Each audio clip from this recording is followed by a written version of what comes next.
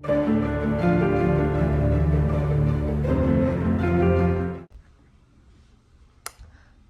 afternoon, everybody. Today is Monday, June 10th, I believe. And this is probably going to be one of the most updated vlogs that you're seeing because all of my other ones were like pre-recorded because if you saw the last video, we were revealing all of our surprises, like how we were moving and getting a puppy and those kinds of things.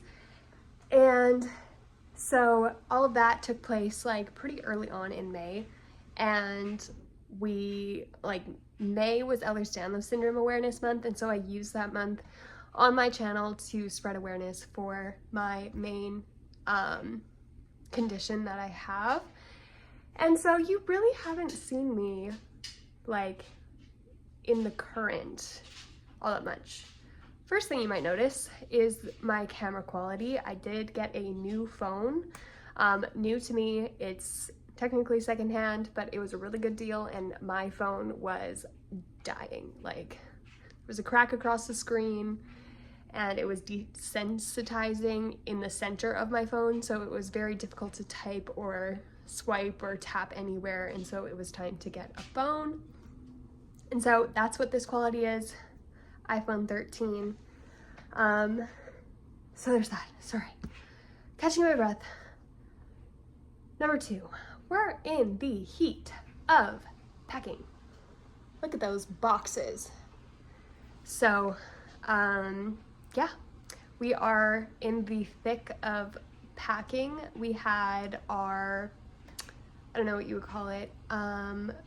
We are currently renters, and so we had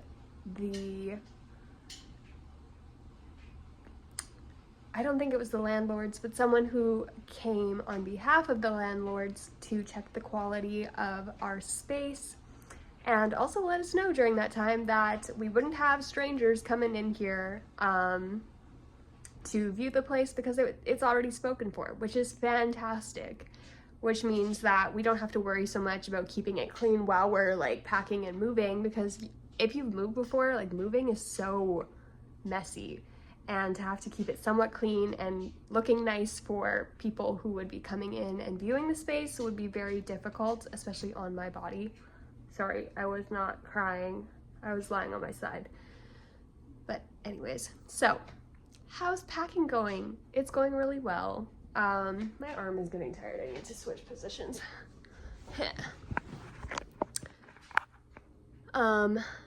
Packing is going very well. So we made really good headway a couple weekends ago.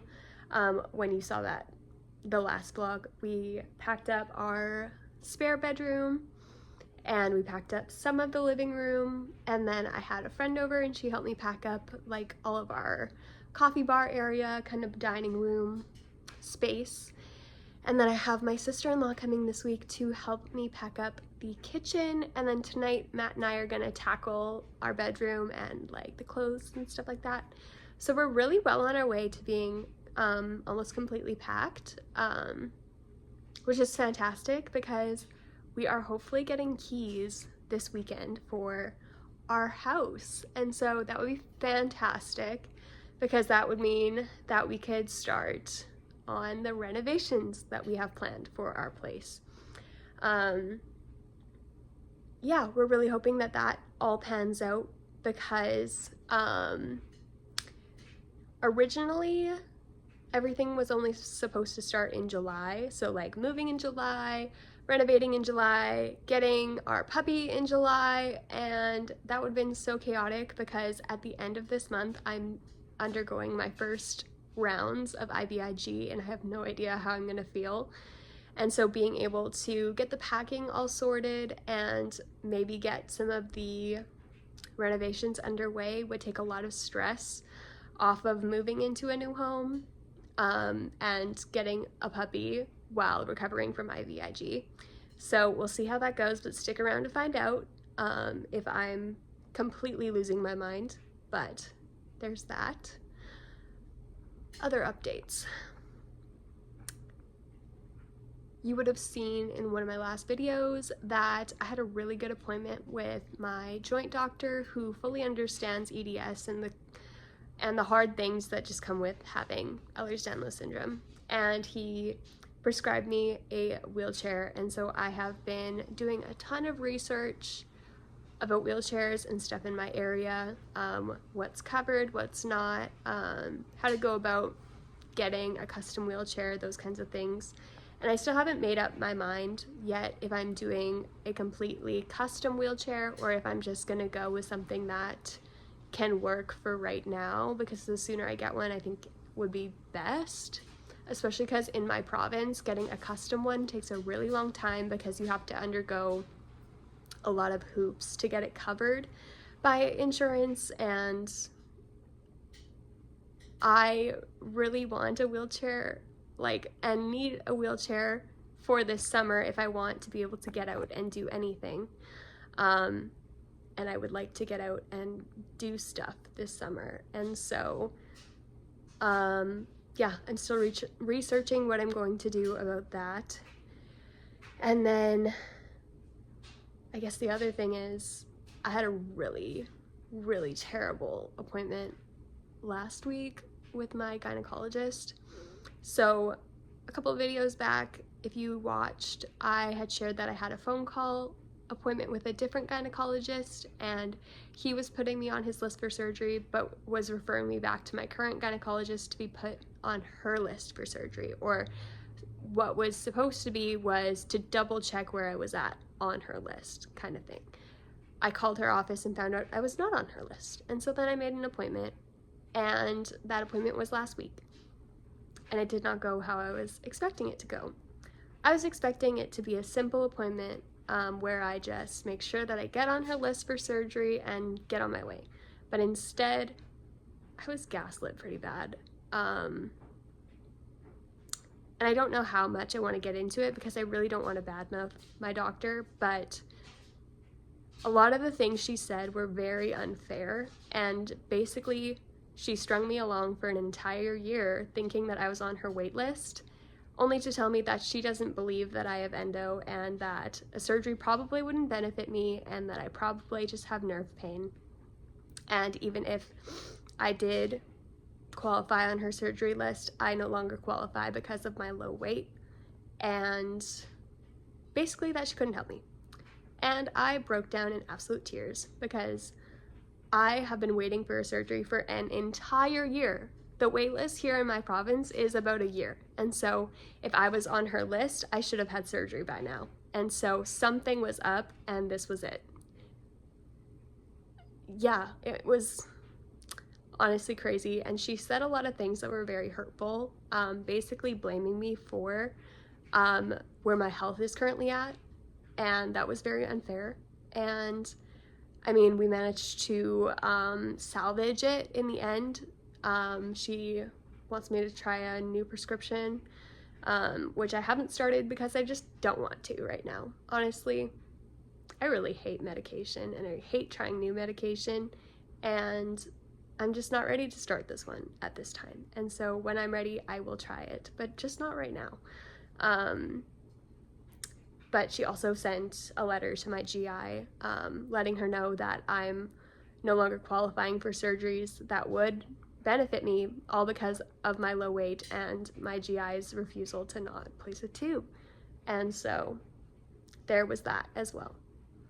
And I think we may finally be getting somewhere about a feeding tube. Today, I got a phone call from a hospital in the city letting me know that they had a lot of paperwork about me, and something about a feeding tube. And I was like, well, I sure hope that's what you're calling me about.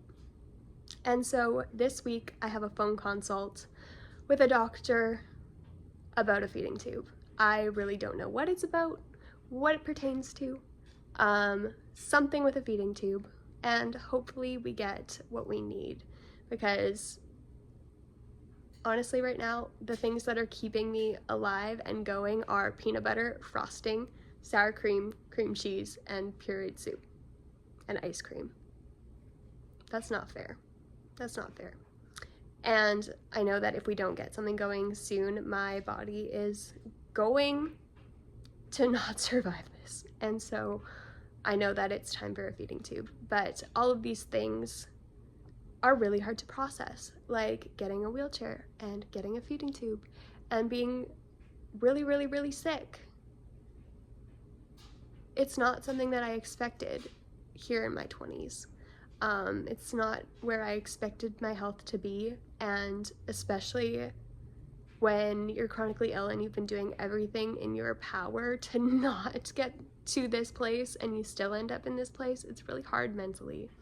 And so I'm processing a lot of things behind the scenes about getting a wheelchair and getting a feeding tube and just trying to get my life and my body and my health back on track to a place where I can start actually living my life instead of just fighting fires all the time.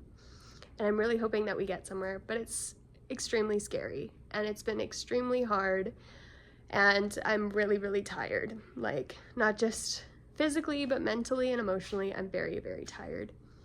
And I just hope that we actually get somewhere with these things, because I'm really tired of hearing no's and having to fight so hard for things that would benefit me. But this is the nature of chronic illness, and especially chronic illness conditions that are rare and complicated, and I'm hoping that my fight finally pays off. But this was a really long clip. I'll come back to you on Thursday to update you about the feeding tube.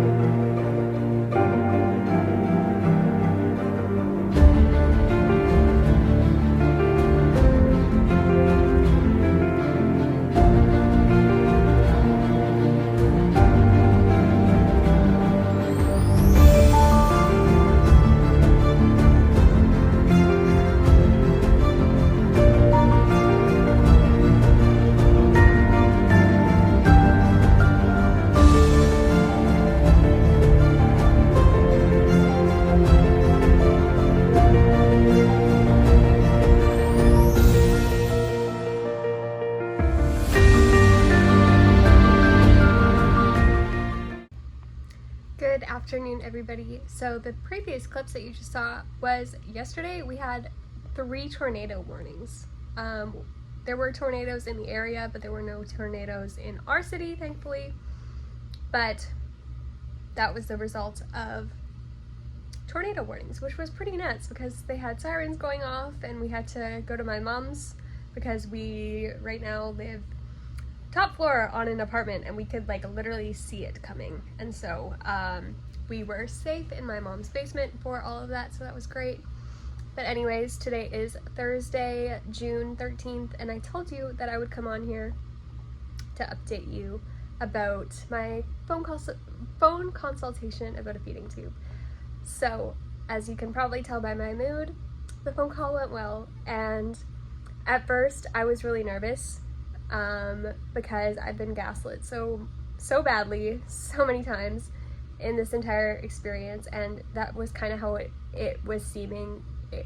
It seemed like that was the direction it was heading when this doctor started, because he just kept saying like, well, this test looks normal and this test looks normal and you don't have this and you don't have that. So I thought it was going to be, there's no reason that you need a tube, but I pushed back against all of his it's not this, it's not that, because I very clearly show a compression, and even though it might not be common or it might not be what it typically presents as, I have all the symptoms for SMAS, and I have the images that are showing my measurements and everything. And so I pushed back, and he was like, I don't think a peg would help you. And I was like, well, no, I don't want a peg, I want a peg J. And he said, I was just gonna say that I think a peg J would suit you better. Is this something that you want to go forward with? And I said yes. So it sounds like he's going to talk to my doctors and get the ball rolling for me to get a peg J tube in the near future. So that is amazing. Of course, I'm gonna go through many mental hurdles with